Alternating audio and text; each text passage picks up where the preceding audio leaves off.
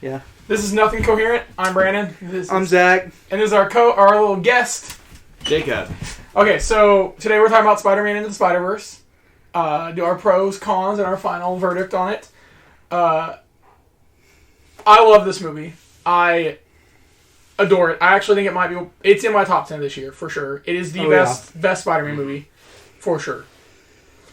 I think they nailed the character of Miles. They made the new Peter very interesting. It was a nice, cool twist, getting to see Gwen in there, and then getting to see Spider-Man Noir, Spider-Ham, and I don't remember the Japanese ones. Penny Parker. Oh, what? Okay, all right. That was her name. This movie is great. I love everything about it. I love the art style, the visuals on it. It literally looks like they just took a comic book that somebody wrote and they just animated every single panel to tell a story scene by scene. It is so good. All the animators and the artists in this film deserve all the credit for making that film look as unique as it is. And I completely agree with that. Like, that was my favorite part. It just felt like I was watching a comic book on the movie screen. You know, there wasn't one part where I was bored. I was drawn in the entire time. Yep. I do like how each different Spider-Man or Spider-Person has a different art style behind them. Like, each one is, because they're from different comic books, so they each have, like, different, like, drawings. They all have, like, their own feel. Like, Noir is very dark and grainy, and then you have Penny Parker, and hers is very Japanese-oriented because she's based out of anime. Really, really cool touches that they did just to make every character feel unique, even though they're not as prevalent as Miles or, say, Gwen Stacy in the film. Yeah, I agree with that. Like, each of these, versions of Spider-Man had their own personality. Even if they didn't get screen time, they made distinct differences between them, where you can kind of connect, see where they come from, and they did, like, small little origin stories for each one. And then even the humor in the movie, it was just natural. Nothing felt forced. It was just very comic book Spider-Man humor.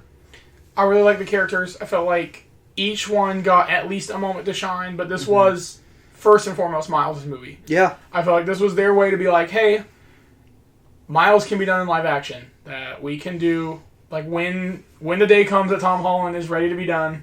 Let's not talk about I pray that day is not soon. They're like, Miles can be done.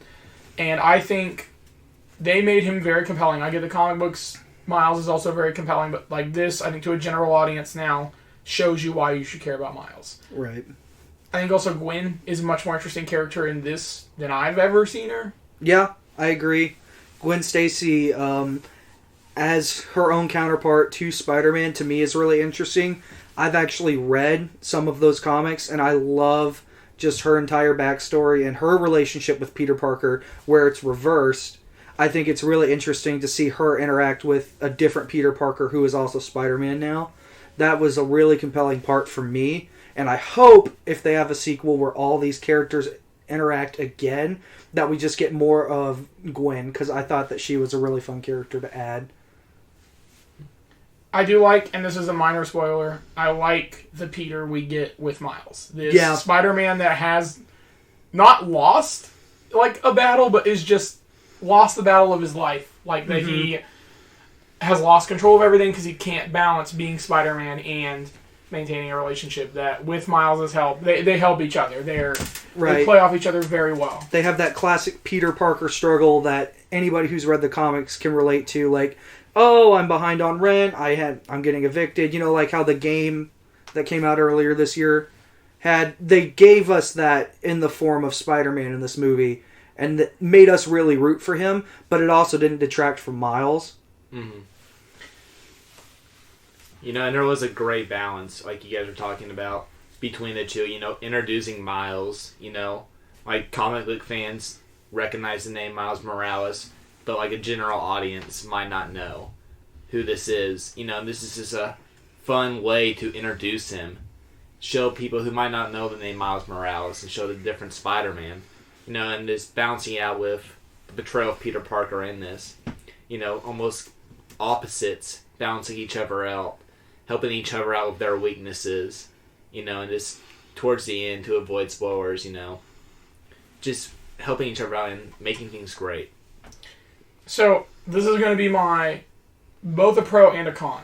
So, anyway, so this will lead into my last pro and then into our cons. I thought the villains were really good. I thought Kingpin and Prowler were great. There's some other ones that show up that are awesome.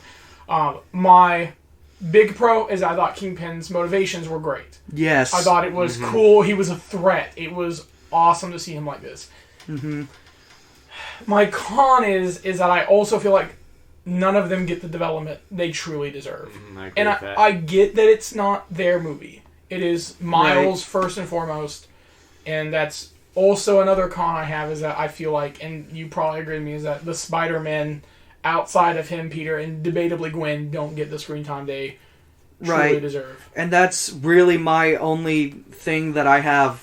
I wouldn't even say a problem with this movie, because this movie's fantastic.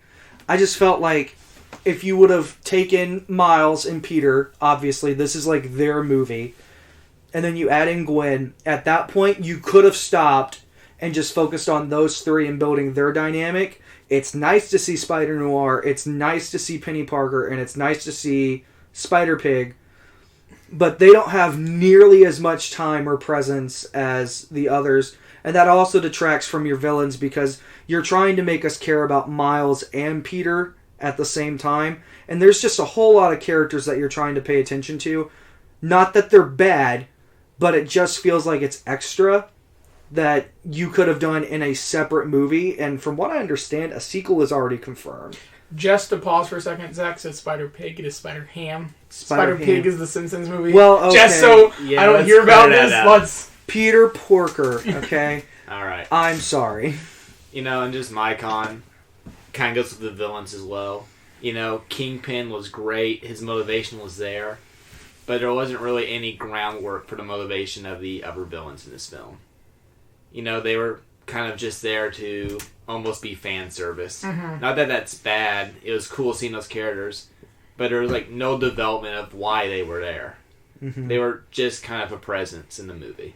Which this movie, I feel like, is both for the general public and for the Spider-Man fan. Oh, yeah. So Absolutely. I feel like it's hard to be super critical on some of this stuff as much as I am. That I don't think it really detracts from the movie because the movie expects you to know a lot of this stuff. Like, it doesn't hold your hand with a lot of this, like, backstory and characters. Right. So with that, we'll give our... Oh, did you want to say something? No, I'm good. Okay, we'll give our final verdicts. For me, it's a 9.5. It is great. It is the best Spider-Man movie, period. I cannot wait to see. I hope the sequels, spin-off, whatever they do are as good. I'm so excited for the future of this franchise. I think it's a phenomenal movie, and I can't wait to see where it goes. Yeah, I would have to agree. 9.5 out of 10. I normally don't do decimals for ratings, but minus that one complaint, this is a solid 10. Mm-hmm. So, that's Yep. my score. I don't do decimals, so it's a 9 out of 10 for me. You know, this was probably my favorite animated movie.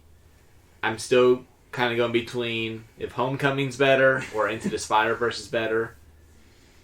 I just go back and forth on those two, but it was a fantastic movie through and through. Well, thanks for checking us out. Please see this instead of Aquaman. Amen.